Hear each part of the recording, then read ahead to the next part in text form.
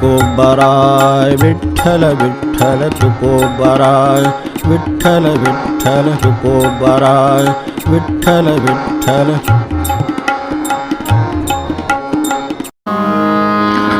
विठोबार कुमार जय जय विठोबार कुमार जय जय विठोबार कुमार जय जय विठोबार कुमार जय जय विठोबार जय जय विठोबार कुमार जय जय विठोबार कुमार जय जय विठोबार जय जय विठोबार कुमार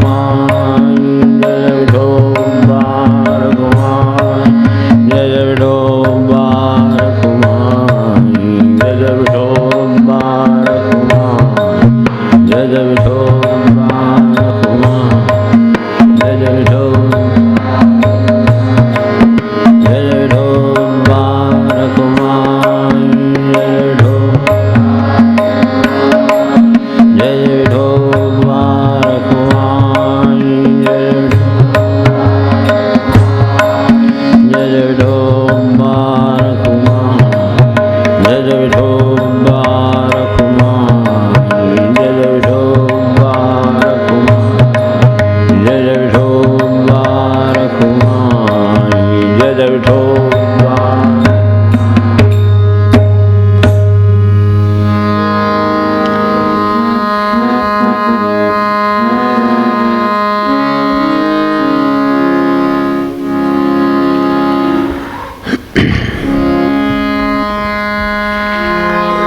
तुकोबांच्या पुढच्या अभंगाची सुरुवात करून ठेवली होती. त्याच्या संबंधी आता आज प्रयत्न करूया विचार करायचा.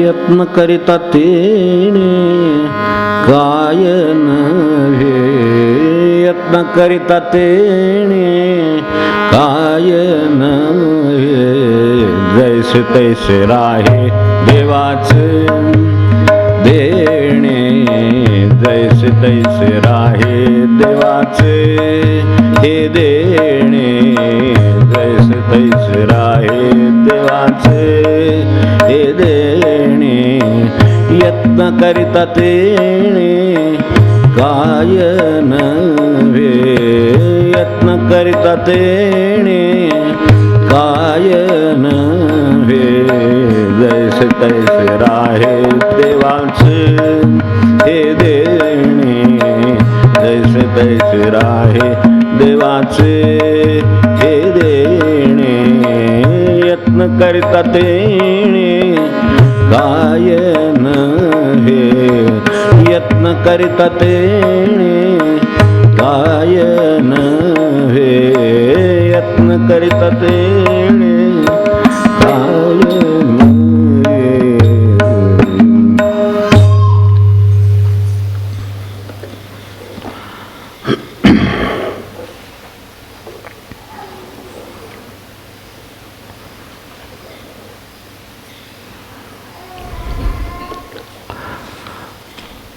बरोबर पाहता असं वाटतं गेल्या वेळेला आपण प्रयत्नांचं आत्मविश्वासाचं आणि शेवटी त्यात असलेल्या एका श्रद्धेचं असं गणित पाहिलं. तर त्यामुळं वरवर पाहता यत्नांसंबंधी खात्री देण्यासाठी हा अभंग आहे हे अगदी प्राथमिक आकलन आहेच. तसा तो आहे पण फक्त त्यात तेवढंच आहे की आणखीन काय आहे.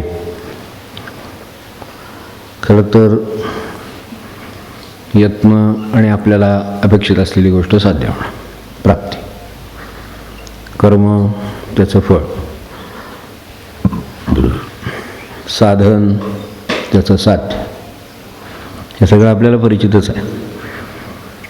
ज्याच्या त्याच्या कष्टाप्रमाणे त्याला त्याला फळ मिळतं.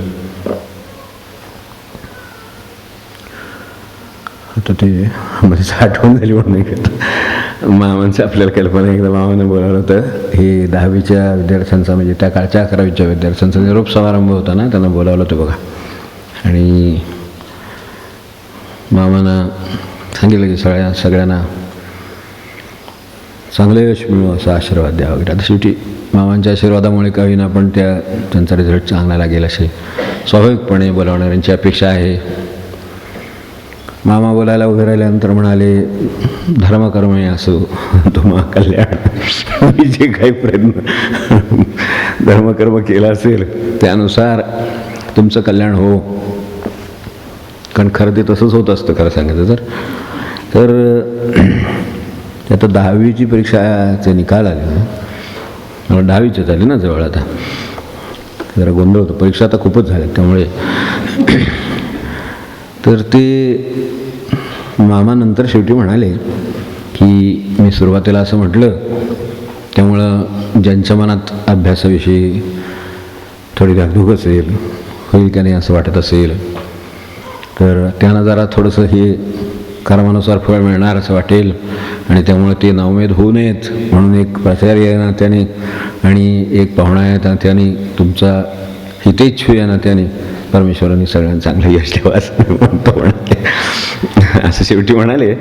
पण काय असेल ते मूळ त्यांनी बरोबर सांगितलं. तर तसं आता हे काय आहे, 10वीवरनं आठवलं कष्टाप्रमाणे फळ.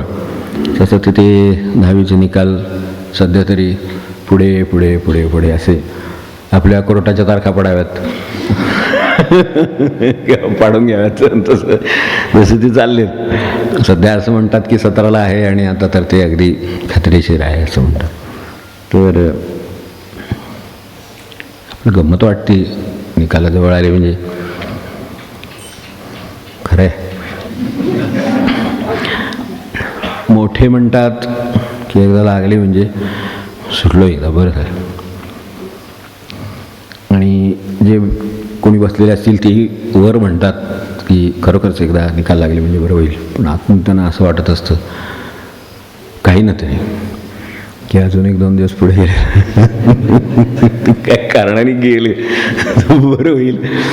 आनंदाने क्रिकेट खेळतोय, काय टी व्ही बघतोय त्याच्यावर कदा यायला नको वाटतं, स्वाभाविक आहे. तर असं सगळं हे कर्म फळ त्याचं प्रमाण यासंबंधी हे सगळं चाललेलं आहे. तर हे यशाचं एक गणित गेल्या वेळेला सांगितलं. त्यातला हा भाग दुसरा समजून घ्यायचा आहे. तो म्हणजे कर्मफळ हा सिद्धांत आहे. त्याबद्दल काही दुमत नाही. त्यावर सगळं जगाचं कार्यकारण भावावर जसं जग चाललं आहे तसं हे ह्या सगळ्यावर चाललेलं आहे, दुमत नाही. प्रयत्न, अभ्यास काही असो, हे केवळ शाळेपुरतं किंवा कुठल्या परीक्षेपुरतं नाही. आपलं जे क्षेत्र असेल, जे ध्येय असेल त्यात, तर त्यानुसार त्या गोष्टीचा अभ्यास, त्याच्यातली योग्य दिशा, त्याबद्दलचं मार्गदर्शन, त्यानंतर त्यामधली एक सावधानता, प्रयत्नातलं सातत्य, एवढ्या सगळ्या गोष्टी लागतातच. आणि त्यानंतर राहते ती एक श्रद्धा. आणि हे सगळं करून श्रद्धे जर बाजूला ठेवली तर मग एवढं सगळं झाल्यानंतर कष्टांचं फळ बरोबर त्या प्रमाणात असलं पाहिजे. 70ला बरोबर 70 असं असलं पाहिजे. तसं ते व्यवहारात तसंच तसं होत नाही, काहीतरी मागं पुढं होतं. तेव्हा केवळ एवढ्यावर कर्मफळ सिद्धांत पुरा होत नाही. जगाकडे बघून आपला अनुभव आपण आपला प्रमाण मानावा. तो जर मानायचा ठरवला तर त्यात अडचणी येतात. म्हणून हा श्रद्धेचा प्रश्न आहे. त्याचा प्रश्न ह्या अभंगाशी आहे आणि अभंगात याच्याहीपेक्षा काहीतरी सांगितले त्याच्याशी आहे. तर का अडचणी येतात आपल्याला माहिती आहे. बाजारात गेल्या वस्तूवर किंमत छापलेली असते. ती छापलेल्याच किमतीला मिळते असं पण नाही. कधी कमीला मिळते, कधी जास्तला मिळते. वस्तू जी मिळते ती त्यात जी वर लिहिलेली आहे त्याच दर्जाची असते, ती तशीच असते असंही नाही. तेव्हा तसं सरळ असं व्यवहारात आपल्याला त्याचा प्रमाण मानताना अडचणी येतात. अगदी हे सोडून द्या व्यवहाराचं, प्रपंचात मुलांच्यावर संस्कार करणं अत्यंत जिव्हाळ्याचा आणि काहींच्या फारच आग्रहाचा, चांगली गोष्ट आहे ती. एक विषय आहे की संस्कार, वळण. आता हे सगळं झाल्यानंतर मग एक असं आदर्श मूल पुढे घडायला पाहिजे की कर्मफळ त्याप्रमाणे असं जर झालं तर तसं पुढे ते व्हायला पाहिजे. पण ते काहीतरी अनपेक्षित घडतं पुढे, म्हणजे असंच घडतं असं नाही. घडावं हे चांगलंच आहे. आता आपण ज्या प्रमाणात घडलो असू, जेवढे संस्कार दिले असेल तसं घडेल तरी चालेल, पण तरी कर्मफळ सिद्धांत सिद्ध होईल. पण ते आपण कमी घडलो असू, चुकीचे घडलो असू, थोडेसे संस्कार चुकीचे असतील तरी मूल चांगलं निघतं. किती चांगले संस्कार किंवा त्याच्या मनात किती चांगले विचार येऊ शकतात. आता हे माझ्याकडे पण नाही आहेत, असे त्याच्याकडे जर असतील तर इथेही पुन्हा काहीतरी गडबड आहे. आणि ह्याच्या विरुद्ध जे दिसतं आहे ती गडबड बाहेर सगळीकडे दिसते, ती काय वेगळी सांगायलाच नको. तर त्यामुळे याच्यात थोडंसं जगाकडे बघून हे प्रमाण मानावं म्हटलं आणि एवढ्याच गोष्टीवर प्रमाण मानावं म्हटलं तर अडचणी येतात असं आपल्याला लक्षात येईल. मुलं बेफिकीर निघाली, सनी निघाली, काय अकृतज्ञ निघाली. आता याचं आपण तर काहीच प्रशिक्षण दिलेलं नसणार आहे, याचं प्रशिक्षण चांगलंच दिलेलं असणार आहे. मग कर्मणफळाचं काय झालं त्याचं? तर ह्याच्यात अजून काहीतरी असले पाहिजेत एजंट्स, मध्ये कुठेतरी अजून असलं पाहिजे दुवे, की जे दुवे अजून आपल्याला नीट सापडलेले नसतील कदाचित. ते कशाला आपण एखादी गोष्ट घडवण्यासाठी प्रयत्न करतो, धडपड करतो. तर काही वेळेला व्यस्त प्रमाणात त्याला संधी मिळतात, पुढे काय ते त्याचं घडायचं ते घडतं. हे सगळ्याचं कसं काय गणित घालायचं? अनेक वेळेला कमी प्रयत्न केले असतं यश उत्तम मिळून जातं. जे उत्तम मिळालेलं यश आहे त्या मानाने आपले प्रयत्न बघितले तर त्याच्याशी जुळणारे नसतात. यश फार मिळतं आणि प्रयत्न त्या मानाने कमी असतात, हेही गणित जुळत नाही. म्हणजे जगाचा अनुभव म्हणून जर प्रमाण म्हणावा तर अडचणी राहतात. म्हणून मध्ये कुठेतरी अजून एका काही दुव्यांचा प्रश्न येतो, ज्या सगळ्या दुव्यांचं मिळून सारांश ईश्वर आहे, जो कर्मफळाचा मूळ सिद्धांत सांभाळतो. त्याचा यात कुठे विचार आला नाही की अडचणी निर्माण होतात. शास्त्रात आता वेगवेगळ्या प्रकारच्या अडचणी निर्माण होत आहेत, आपल्याला माहिती की त्याची लिस्ट तर सांगत नाही. पण मध्येच तो एक काहीतरी पार्टिकल वेगळाच वागायला लागतो वगैरे वगैरे, ते आपल्याला ते आता माहिती आहे. तर हे असं का होतं काही कळत नाही. ते कर्मबळावर फळ त्या प्रमाणात, असं प्रमाण कशावरून, त्याचा आधार काय, त्याचा न्याय तशा तऱ्हेनं होतो का, हा विचार तरी का करायचा? तर समजा असं जर व्यस्त प्रमाणात यश मिळालं, केलेल्या प्रयत्नाच्या प्रमाणात यश नाही मिळालं तर काय होईल? माणसाला निराशा येईल. अशी कित्येक माणसं नुसत्या अभ्यासात नव्हे, नोकरीत येईल, त्याच्या व्यवसायात येईल किंवा घरामध्ये येईल. किती माणसं अशी भेटत असतात आपल्याला की त्यांना घरामध्ये एखादं कार्य घेतलं असेल, त्या कार्यामध्ये निराशा किंवा निराशा आली, अस्वस्थता आली किंवा त्यामुळे इतरांना दूषण दिलं गेलं. हे सगळं आपण बघतो. हे का बघायचं याची कारण आहे.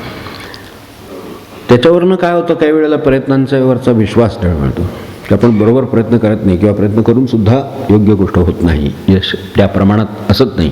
तर असं का असावं असंही वाटतं. यातून प्रयत्न अनेकदा सोडूनच द्यावे की काय, असंही एक खरं तर चुकीची गोष्ट त्यातून निर्माण होते. अनेक वेळेला काही करायचं नाही ठरवले वगैरे वगैरे अशा पद्धतीचे प्रतिक्रिया आपल्याला बाहेर घरात कुठे देताना लोक आढळते. तर त्याच्यात आता मूळ प्रयत्नात काही कमी असणं, चुका असणं, उणीव असणं किंवा चुकीच्या काहीतरी आवाजबी अपेक्षा असणं वगैरे, तर हे अपवाद आहेत, ते सोडून देऊ. जिथे रितसर प्रयत्न आणि रितसर परिणाम असं चाललेलं आहे तिथेसुद्धा हे घोटाळे काहीतरी आहे. तर काहीतरी दुवे आपल्यासमोर आले नाहीत. हे जे दुवे यावेत अशी इच्छा आहे. इथे तर ते असं म्हणतायत, यत्न करिता येणे काय नाही, काहीही यत्नाला असाध्य नाही. तर असं जर ते म्हणतात तर मग हे सगळं असंच्या असं या प्रमाणात यशस्वीपणे असं का होत नाही? तर त्यांचं म्हणणं आपण लक्षात ठेवलेलं बरं की यत्न करिता तेणे काय नव्हे, यत्न जर केले तर काय साध्य होणार नाही असं ते मोठ्या आत्मविश्वासाने सांगतात. स्वतः ते म्हणतात अनुभवांगे. तुका म्हणे माझा अनुभव अंगे, मी स्वतः हा अनुभव घेतलेला आहे. आता त्या अनुभवाची पातळी ही एक आहे आणि दुसरी आहे ती नंतर पाहू. पण असं ते म्हणत असताना या दोन्हीचा मेळ कसा घालावा, तर प्रयत्नाने आपण, आता काय असतं प्रयत्नांच्याबद्दल एकदम म्हणजे ते सुभाषित वगैरे शाळेतपासून शिकवलेले असल्यामुळे आणि ती एका परीनं बरोबर आहेत. प्रयत्ने वाळूचे कण रगडिता तेल हेळे, माहितीच आहे. आता प्रयत्ने वाळूचे कण रगडिता तेल नसून बहुतेक धनगळे असं म्हणायची वेळ आलेली आहे. असं आता एक वेगळाच काळ आला आता म्हणायचं, म्हणून काय करायचं. ते इतक्या टोकाचं काही कुणी शब्दशः घेत नाही. वाळूचे कण रगडिता तेल निघाणार, पण एवढं नक्की की असाध्य गोष्ट ही साध्य होऊ शकते एवढं त्याच्यातून मतदार्थ घेतला. प्रयत्नाशी काही सर्वथा दुष्कर नाही हेही आपल्याला माहिती, हे खरं आहे. पण प्रयत्नांना नक्की काय शक्य आहे आणि नक्की काय शक्य नाही हे समजून घेणं वेळी आवश्यक आहे. म्हणजे मनुष्य पुढे आयुष्यभर तसा राहणार आहे. त्यावेळेला एखादं कमी आलेलं यश, एखादं जास्त आलेलं यश, एखाद्या प्रमाणात आलेलं यश, यामध्ये मधला कुठले तरी दुवे काम करत आहेत की ज्याला आपण संकलित अर्थाने ईश्वर म्हणतो. तर ते काय करतो नक्की, हे कसं आहे की उदाहरणार्थ माणूस स्वतंत्र आहे. प्रयत्न करायला कोण स्वतंत्र आहे? प्रयत्न करायला जो तो स्वतंत्र आहे, आपल्या परीनं जो तो करतोच आहे. तिथे सुद्धा अशीच अडचण त्या स्वातंत्र्याबद्दल आहे. मनुष्य स्वतंत्र आहे. समजा की एक 10 मिनिटाच्या ठिकाणी त्याला जायचं आहे त्याच्या गाडीनं, त्याच्याकडे गाडी आहे, चालवायला येते आहे, ते कौशल्य आहे, जायचा रस्ता आहे, 10 मिनिटाचा आहे प्रवास आहे. तर आता तसा विचार केला तर तो ह्या सगळ्या बाबतीत स्वतंत्र असल्यामुळे 10व्या मिनिटाला तो त्याच्या ठिकाणी पोचलेला असला पाहिजे. पण समजा ट्रॅफिक जॅम आहे, तर त्याला काय करायचं? तोच रस्ता 20 मिनिटाचा होऊन बसतो. हे जसं स्वातंत्र्यावर इतर गोष्टींनी मर्यादा आणली. ते काही आपण काही गर्दी गोळा केली नाही, तिथं जॅम काय आपण केलेलं नाही, पण तो झाला ना तेव्हा रस्त्याला ही जी प्रचंड गर्दी झाली त्यामुळं आपल्याला वेगाचं जे स्वातंत्र्य होतं, रस्त्याचं जे स्वातंत्र्य होतं, त्या सगळ्यावर मर्यादा आली एकदम. आणि त्यामुळं 10च्या जागी 20 मिनिटं लागली. भूक आहे, अन्न आहे, आपल्याला खायचं स्वातंत्र्य आहे. पण समजा जी हे अन्न खाणारी पचवणारी यंत्रणा आहे ती बिघडली. आता खाण्याच्या स्वातंत्र्यावर मर्यादा आहे. माझंच स्वातंत्र्य आहे, अन्न माझंच आहे, खायचंही मला येतं आहे, सगळं खरं आहे, पण मर्यादा आहे. तेव्हा हे जसं त्या स्वातंत्र्याच्या बाबतीत आहे तसं ह्या प्रयत्नांच्या बाबतीत सुद्धा काही वेळेला मगाशी म्हटलं मी अपवाद सोडा, चुकीचे काहीतरी कल्पनांनी सुद्धा माणसाचे ह्या प्रयत्नांचे दुवे जुळत नाहीत. त्याला कारण आपण असतो. बाकीची जी मधली सापडलेले दुवे म्हटलं ना ते शोधायचेच आहेत. पण त्यापूर्वी हे पण आहे. आता इथं आपला म्हणजे येणाऱ्या माणसांचं मी पाहतो त्यावेळेला टीवायचा विषय राहिला आणि UPSC शिवाय बोलायला काय तयार नाही ध्येय म्हणून. आता असं जर झालं तर टीवायचा विषय सोडून मग यावं हे बरं असं म्हणणं बरं पडतं. एवढं तरी निदान म्हणजे काहीतरी चुकतं आहे ह्या सगळ्या गणितात. मग पुढचं चुकणार उघडच आहे त्याच्याबद्दल. त्याच्या खाली साधं MPSCला उतरायचं, UPSC एकदम म्हणजे साध्या ह्याला MPSCचं उतरायला तयार नाही. हे बाकी क्लार्क बिग सोडून द्याय तर काकांना आमका तुमका नोकरी विक्री सोडूनच द्या. आता हे काही गणित नाही बरोबर. आपण स्वतःला न ओळखल्याचं ते लक्षण आहे. तेव्हा प्रयत्न आणि यश यांचे सांगड आहे हे निश्चित आहे. हे अपवाद अशा तऱ्हेचे सोडून देऊ की जिथे स्वतःची असेसमेंट चुकते तो एक अपवाद झाला. तसे मग अशी बरेच उणीवा, प्रयत्नातली त्रुटी असे अपवाद सांगितले. तसं अजून काहीतरी आहे. ह्या सगळ्या ज्या कल्पना आहेत त्याच्यात अडचण कुठली आहे की एक सर्वसामान्य अडचण आहे की यामध्ये ह्या यंत्रणा अशाच तऱ्हेनं पूर्ण होतात अशी कल्पना आहे की प्रयत्न आणि त्यानुसार यश. इथं त्यानुसारमध्ये ते गृहीत धरलेलं. याच्या मानवी यंत्रणा ह्या परिपूर्ण आहेत असं आपल्याला नकळत वाटतं. सावधान झालो तर लक्षात येतं, पण एरवी नकळत वाटतं. आता हे जे वाटतं त्याला छेद देणारे किंवा त्याला विरुद्ध असणारे हे सगळ्या अनुभवांचं स्पष्टीकरण मग कसं देणार आपण? म्हणजे लक्षात येतं की ही जी आपली कल्पना आहे ही कल्पनाच अपूर्ण आहे मुळामध्ये, तिच्यात दोष काहीतरी राहिले, ते घ्यायचं राहिलेलं आहे. तेव्हा कसं आहे की औषध दिलं, माणसाला काय आजार आहे की जर औषध दिलं, आजार बरा झाला, गुण आला.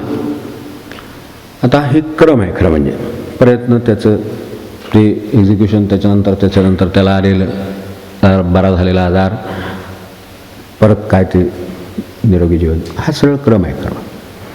आता हा जो क्रम आहे या क्रमामध्ये आजार, त्याच्यावरचं औषध आणि तो बरा होणं, त्याच्यावरचं औषधमध्ये आहे. आणि हे ह्याच क्रमाने चालतं अशी आपली कल्पना आहे. पण ह्याच क्रमाने सगळीकडे चालत नाही ही एक गोष्ट. दुसरी बाजू अशी की महाराज म्हणाले तसं की औषधाने बरं होतं, पण औषधात गुण कोणी ठेवला? औषधातला गुण जर औषधात नसता तर मुळीला काय आणि गोळीला काय, शेवटी त्या अर्थाने अर्थ नाही. तेव्हा ते घेऊन बरं होत नाही याचं कारण त्याच्यात औषधात जो गुण ठेवलेला आहे तो कुणीतरी ठेवला आहे. आज आपण त्याला निर्माण केला असं म्हणतो ज्या वेळेला गोळीचा विषय असतो. मुळीचा असेल तर कुणी ठेवला त्या मुळी झाडाच्या, ह्या इथल्या झाडाच्या मुळीचा कदाचित गुण आपल्याला माहीत पण नसेल, बाहेर एखादं झाड असेल, ज्याला ज्ञान आहे तो सांगेल याच्यात हा गुण आहे, पण आणि त्यांनी बरं पण होईल. पण ते बरं होताना त्यात जो गुण होता तो कोणी ठेवला, तो काम करतो म्हणून यश आलं.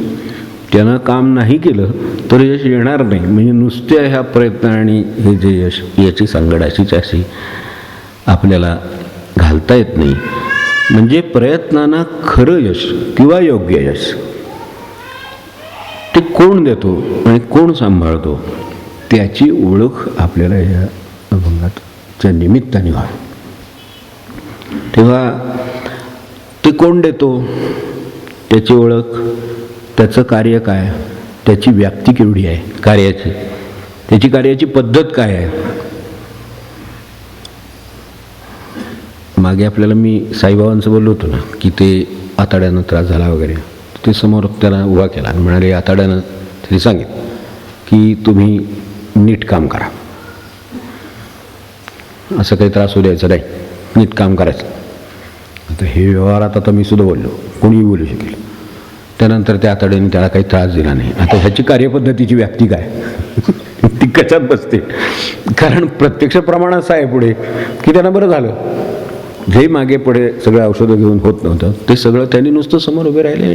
ते म्हणाले समोर बारा, आताड्यानं सांगितले मी सांगतो ते ऐका. आता असं जर आपण मुलाला किंवा मुलीला जरी म्हणायचं ठरवलं तरी वाक्याला काही वाटू आताड्याचं क्षणभर सोडून ते लांबच आहे अजून. आता हे जे कार्य घडलं याची व्याप्ती, म्हणून म्हटलं त्या कार्याची व्याप्ती आणि कार्य करण्याची पद्धती ही काय असेल. आता त्या शब्दांना तसा शब्द म्हणून म्हटलं तर आपल्याकडे ते शब्द आहेत, पण यांची काहीतरी ईश्वरी त्याच्यात गुण आहे, सामर्थ्य आहे. ते कुठून आलं तर ते जैसे तैसे हे जे आहे ह्याच्यात जैसे म्हणजे तसं म्हटलं तर औषधाची काय मुळी आणि तसंच गुण हे तैसे, म्हणजे जैसे तैसेच नसतं, त्याच्यामध्ये ईश्वरी देणं आहे काहीतरी, ते त्याच्यातलं ओळखलं गेलं आणि ते जर त्यात आलं मग तैसे देवाचे देणे असले. तेव्हा असं जर लक्षात ठेवलं तर आणखीन थोडंसं आहे की जर जर हे जैसे प्रयत्न तैसे फळ असतं तर मग हे काम फार जगामध्ये सोपं झालं असतं. पण जगामध्ये असं ते काम सोपं होत नाही. याला कारणं अनेक आहेत. करता, त्याचा हेतू, त्याचे प्रयत्न, चुकीची कर्म, पूर्वकर्म, किती गुंतागुंत ह्या कर्म ह्या विषयामध्ये आहे. मुळात फळ आपण म्हणतो नुसतं परमेश्वर देतो फळ, बरोबर आहे, पण त्याच्या कार्यपद्धती, व्याप्ती ह्या सगळ्याचा उलगडा आपल्याला होत नाही. तो करून घ्यावा याच्यासाठी ते म्हणतात. त्याच्याकडे जरा आपण लक्ष दिलं तर बरं होईल. कारण ही गुंतागुंतीची रचना आहे. फार मोठ्या गुंतागुंतीच्या रचनेकडे जायला नको. सहज अगदी आपण की काय अलीकडे पेपर कसेही तपासतात, अशी एक सध्याच्या ह्या सीझनमुळे कॉमेंट कसेही तपासतात. ज्याला 99% मार्क पडलेले आहेत तो ही प्रतिक्रिया देतो का ज्याला 60-62 पडले तो देतो. ज्याला 45 पडले 7 पडले तो देणार. ज्याला 98 पडले तो कसेही तपासतात असं म्हणेल का? म्हणजे खूप फॅक्टर्स आहेत ह्या सगळ्या गुंतागुंतीमध्ये, अनेक गोष्टी आहेत. म्हणून जरा हे नीट समजून घेतलं तर बरं होईल. ईश्वराचं जैसे तैसे म्हणजे काय हे समजून घेण्याची गरज काय आणि तेच खरं काय, हे दोन गोष्टी सोडवायच्या. तर आपल्याला आत्ता व्यवहाराचंच चाललं होतं म्हणून आत्ता ज्या पेपरबद्दल बोललो तर अनेक वेळेला अशी वेळ येणार नाही असंही नाही की पेपरचे उत्तराची सुरुवात पाहावी, शेवट पाहावा आणि मार्क देऊन टाकावे. असं करावं लागतं. कारण दिवसाला 70 पेपर, 60 पेपर, 80 पेपर संपवायचे आहेत. खोलीत बसवून ठेवलेले आहे, एवढे संपवायचे, ताब्यात द्यायचे, बाहेर जायचं. व्यवस्थेबद्दल आपल्याला काहीच म्हणायचं नाही आहे. पण ही मानवी व्यवस्थेमध्ये असं जर झालं तर ज्यांनी सुरुवात वाचली, ज्यांनी शेवट वाचला, त्याच्याकडून त्याचं कर्मफळ त्याला बरोबर मिळेल असं म्हणणं म्हणजे धाडस आहे. आता ठीक आहे, याच्याही मागं कदाचित ईश्वरी व्यवस्था असेल तर कदाचित ते बरोबर होईल. म्हणजे अजून काहीतरी व्यवस्था लागेल तर हे बरोबर होईल. काही वेळेला वजनावर सुद्धा पेपर उत्तर जाऊ देत. आता मला सांगा, आपल्याला काही न्यायाधीशांचे म्हणजे परिचय आहे किंवा माहिती पण आहे, आपल्याला माहीत असेल, त्यांना खरं काय घडलं माहीत असतं. पण समोर जो पुरावा आलेला आहे, जे युक्तिवाद झालेले आहेत, त्याला धरून जो निकाल त्यात बसतो तो निकाल मिळतो. हे सगळं कर्म केलं तर फळ काय, तर हा निकाल. तो कसा दिला गेला तर समोर आलेल्या फळानुसार उपलब्ध कायदा, युक्तिवाद आणि याचा शेवटचा आपल्याला दिलेला निकाल. आता त्याला माहिती खरं म्हणजे यानं काही केलेलं नाही, त्याला माहिती. पण इथं तसं दिसतं की यानं केलं आणि ते त्यांनी सिद्ध करून दाखवलेलं आहे. युक्तिवाद तसा आहे, उत्तर देणारा तशा तऱ्हेनं देतोय, त्याचा अर्थ तसा होतो, तर त्याला तो निकाल देणं भाग आहे. तो बाहेर आलेला म्हणतो मलाही पटलं नाही, पण मला तिथे जे उपलब्ध आहे तुम्ही ते बदला, मी हे बदलतो, पण ते बदलणं हातात नाही. मग आता अशा वेळेला हे सगळं आपण हे कसं प्रयत्न याची सांगड घालणार, जैसे तैसे याची जी सांगड आहे त्याच्यामधला जो परमेश्वरमध्ये आहे तो जर याच्यातला आपल्याला व्यवस्थित रीतीनं कळला, त्याची कार्यपद्धती कळली, तर आपल्याला ह्या न्यायात, आता उदाहरण चाललं तर म्हणून न्यायाचं, तर न्यायात म्हणा, त्या मार्गात म्हणा, कशात ते म्हणा, काही असेल त्या कर्म आणि त्याच्या फळामध्ये जी दुरुस्ती आहे ती करणाऱ्या परमेश्वर आहे मध्ये. तो ते जसं आहे तसं त्याला न्याय देईल. आता तो अभ्यास खूप केला म्हणणार, मार्क तर कमी पडलेले नाही, हे कसं काय जमणार गणित, तर असं नाही जमणार. तो त्याला माहिती आहे किती अभ्यास केला आहे, त्यानुसार किती मार्क आहेत ते ठरेल असं आहे. तो त्याच्यामध्ये कुठेतरी काम करतोय, न्याय आहे, त्याला माहिती आहे की असं होतंय, काहीतरी असं समोर आलेल्या गोष्टीवर हे ठरतंय. समोर आलेली गोष्ट जी खरा न्याय घडवायला कारणीभूत आहे अशा स्वरूपाची गोष्ट मध्येच तो उपस्थित करून देऊ शकतो. परमेश्वराचा हात कुठेही, त्याला अशक्य काहीच नाही. ते जे सर्वशक्तिमान ही जी कल्पना मांडली आहे ती त्यासाठीच मांडलेली आहे की त्याच्यात जे कुठे कमी पडत आहे ते पुरं करण्याचं सामर्थ्य त्याच्याकडे आहे. म्हणून त्याचा जो न्याय आहे, त्याची जी व्यवस्था आहे, त्याची जी कर्म आणि फळाची जी पद्धत आहे ती ही मानवी कर्मफळापेक्षा किंवा सिद्धांतापेक्षा खूप व्यापक आहे. ती गुंतागुंत किती आहे ते सांगितलं, हेतूपासून कर्मापर्यंत सगळीकडे. तेव्हा आता त्याच्यातलं अगदी व्यवहारातलं सांगतो झालं, परमेश्वराचे मानवी व्यवहार आणि ही परमेश्वरी न्यायाची किंवा जैसे तैसेची व्यवस्था, याच्यामध्ये एक फरक असतो. एक समजा कर्तृत्ववान माणूस आहे किंवा व्यवहार चतुर माणूस आहे. व्यवहारात चातुर्य असलं तर मनुष्य पैसा मिळू शकेल भरपूर, कारण क्षेत्र खूप आहेत. तो बरोबर व्यवहार चतुर असल्यामुळे ते निवडील, त्यात तो खूप पैसा निर्माण करेल, तो त्याच्याकडे त्याचं साठा होईल, सगळं होईल, खूप म्हणजे काय संपत्तीमान म्हणून मनुष्य ओळखला जाईल, प्रतिष्ठा मिळेल, सगळं होईल. पण ह्याच्यात त्याच्याकडे त्या पैशात काय, ह्या सगळ्या कर्माला पैशाचं केवढं तरी फळ आहे. कल्पना करू, पैशाचं फळ गोडच आहे नाही का, आपल्याला माहितीच आहे, त्याच्यामुळे पैशाचं फळ गोड आहे. पण त्याच्यातल्या पैशामुळे आलेला अहंकार, मगोरी, ताठा ह्याची कडू बी आत असतं, ते कसं काढणार? किंवा कर्तृत्ववान मनुष्य प्रचंड कार्य झालं तर त्याच्यातले आतली ही जी कडूबी आहे ती कशी काढणार? इथे हे सगळं येतं आणि कर्मफळाचा विषय अडकतो. आपल्याला जर हेच कर्म, हेच व्यवहार चातुर्य परमेश्वराच्या कृपेनं घडलं, ही जर मनोमर खात्री असेल, त्यात जैसेमध्ये तो असेल तर तैसेमध्ये बी कडू राहणार नाही, गोड राहील. मग आपलं खरं काम होईल. मग आपण आनंदी असू, कारण फळ म्हणूनही फळ आनंदाचंच आहे आणि बी म्हणून बीही आनंदाचीच आहे. कारण आता जशी आहे तशी आहे, ती त्याच्यावर ठेवलेली आहे. त्यामुळे ती त्याच्या कृपेनं घडली म्हटलं की ती आनंदाची झाली. मध्ये माझ्या ह्यानं घडली म्हटलं की ती फळातली बी कडू झाली. फळ तर गोड दिसतंच आहे, कर्तृत्वच आहे, व्यवहार चातुर्य आहे, पण तेवढ्यानं ते होत नाही हे सांगण्यासाठी हा सगळा कर्मफळाचं याच्यातलं घ्यायचं आणि जैसे तैसे मधला अर्थ घ्यायचा. आता हे यातलं काय नेमकं करताना आपल्याला शिकता येईल ते या अभंगामध्ये आहे. तोच देतोच आहे, त्याला अशक्य काहीच नाही, हे बरोबर आहे. पण त्याच्यातले आपल्या कर्माचे जे दोष आहेत कर्मातले ते काढून टाकण्याची यंत्रणा म्हणजे मधला परमेश्वर आहे. तो देतोच. अगदी कमी कर्म असेल तरी जास्त फळ देण्याचं काम त्याच्याकडे आहे, कारण जास्त फळ देणं योग्य आहे. म्हणून कमी पगारात एखाद्याचा भाग आहे, तो समाधानात असेल, कारण शेवटी सगळ्याचं फळ शेवटी समाधान. खरं सांगायचं तर बाकी काही असेल तरी ते मधलं आहे. सगळ्यात शेवटचं फळ स्टेशन कोणतं आहे? तो समाधान. तर समाधान हे फळ तो अर्धपोटी माणसाला सुद्धा देईल आणि भरल्यापोटी मनुष्य दुःखी राहील. आता ह्याच्यात मानवी प्रयत्नांचा जैसे तैसेचा संबंध कसा आहे, तर तो बरोबर त्याचं ते त्याला देतो आहे. तर यत्न करिता तेणे काय नव्हे हे कोणाला. आता तसं तुकोबांचा विचार केला तर तुकोबांना तसं विचार जसे जैसे त्याचे कर्म त्यांचं तो भगवंताशी थेट संबंध आहे. सगळा प्रपंच माझा सोन्याचा करून टाका म्हणले तरी शक्य ते नाही. आपल्याला जो समाधानाचा आहे, जो तुम्ही मला देऊ इच्छिता, ज्यात माझं कल्याण आहे, तो प्रपंच मला द्या, ते फळ मला द्या. तर प्रपंचात फळाचीच माणसाला अपेक्षा असणार, ते मला द्या हे सांगण्यासाठी त्यांची ही सगळं धडपड आहे. आणि त्यांना स्वतःचं काय होतं, कर्म टळणं तर शक्य नाही, शुद्ध करणं शक्य आहे. कर्माचे परिणाम होताना मध्ये अजून कोणीतरी आहे याची जाणीव ठेवणं शक्य आहे. तर ती जर जाणीव राहिली तर आपोआप फळ शुद्ध होते. एक तर शुद्ध फळ होईल, नसेल तर अर्पण होईल, त्याही मार्गाने मनुष्य सुटेल. तेव्हा संस्कार, लौकिक बेसावत्ता, अगदी अपयशापासून अहंकारापर्यंत ह्याच्यातली कुठलीही त्या कर्माच्या फळामध्ये कडू फळ असू शकते, कडू बी असू शकेल.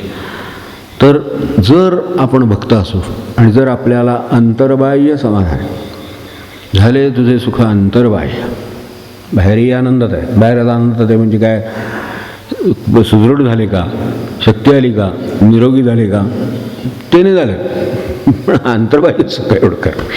बाहेर जगातही सगळीकडे संबंध आहेत म्हणूनही सुख आहे, शरीर म्हणून बाहेर विचार केला तरी सुख आहे, जे आहे ते त्यांच्या इच्छेनंच आहे. आणि तुझे सुख अंतर्बाह्य, ते अंतरंगात राहायच आहे. तर अंतरंगात जर हवा असेल तर त्यासाठी भक्ताचं अंतःकरण जर व्यथित कशानं व्हायला हवं असेल, तर माझ्या कर्माला ही फळं आली हे यानं व्यथित होण्यात नाही, तर व्यथित यानं व्हावं की ह्यातला परमेश्वर जे मधलं काम होतं ते ओळखता आलं नाही मला. व्यथित जर झालं तर त्याने व्हावं. व्यथितच व्हायला हरकत नाही. व्यथित कशाने होईल की ह्यात मध्ये जो परमेश्वर काम करीत होता, जो जशाचं तसं फळ देऊ इच्छित होता, तो जो मध्ये कोणी होता, तर त्याचं काम आहे ती व्यथा. आणि त्यांचं म्हणणं आहे की जर भक्ताला खरोखरच वाटत असेल की माझ्या कर्मामध्ये नंतर येणाऱ्या फळात कुठेही अशा तऱ्हेचा दोष की ज्याच्यामुळे मला त्रास होईल, ज्याच्यामुळे माझं स्वास्थ्य बिघडेल, ज्याच्यामुळे मला असमाधान येईल, म्हणजे खरं समाधान मिळणार नाही, हे जे सगळं आहे हे येऊ नये आणि याच्यासाठी जर माझे प्रयत्न कमी पडत असतील तर तू मला सांभाळ, हा जो आहे आणि तो सांभाळायला तयार आहे.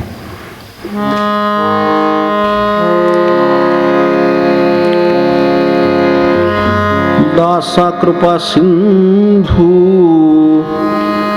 जर आपण खरोखरच दास असू तर तो कृपेचा सिंधू आहे, नाहीतर बाहेर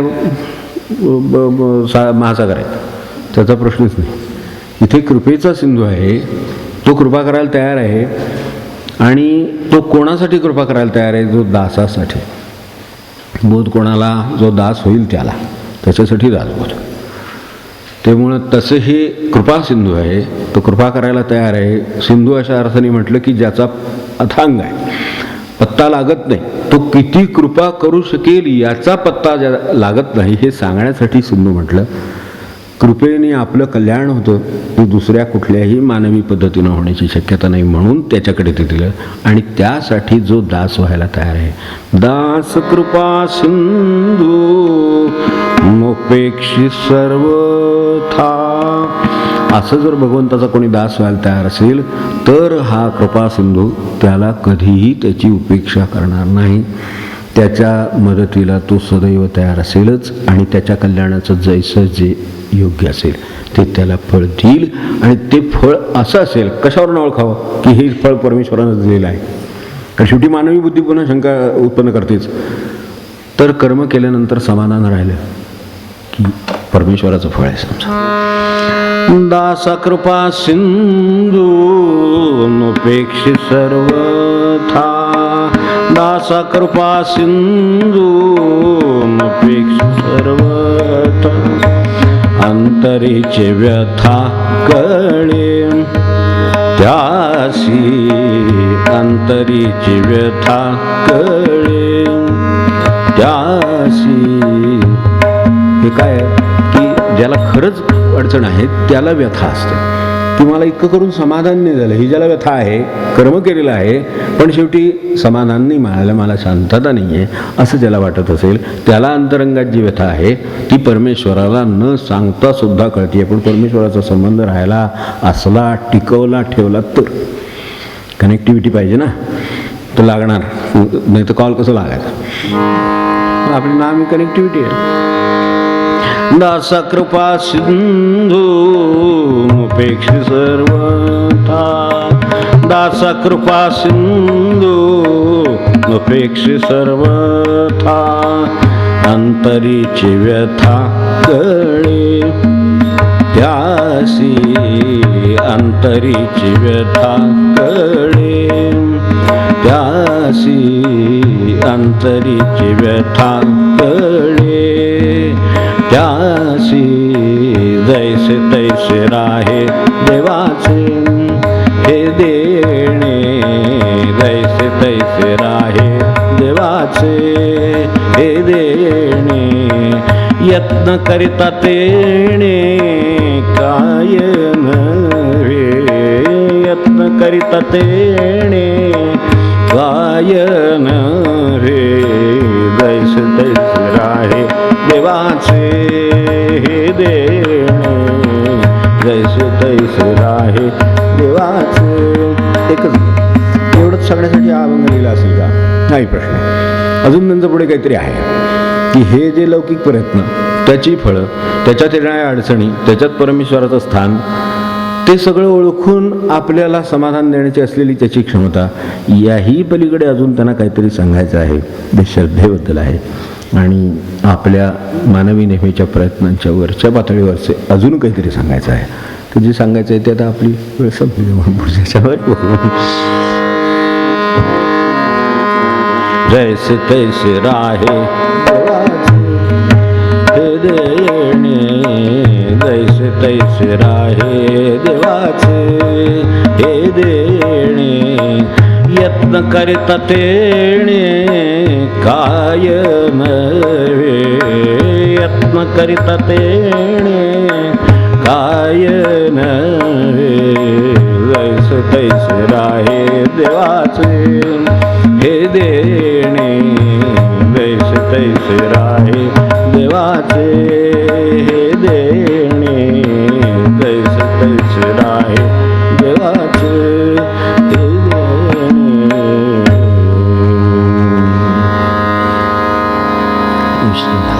थांबूया, उशीर झालाय त्यामुळे थांबूया इथंच. आपली माळ राहिली ती तर नंतर कर.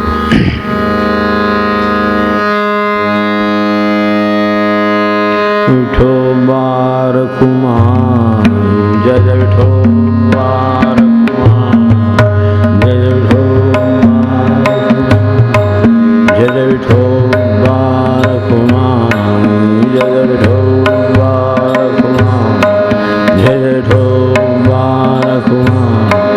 जय जय विठोबा रघुवा जय जय विठोबा रघुवा जय जय विठोबा रघुवा जय जय विठोबा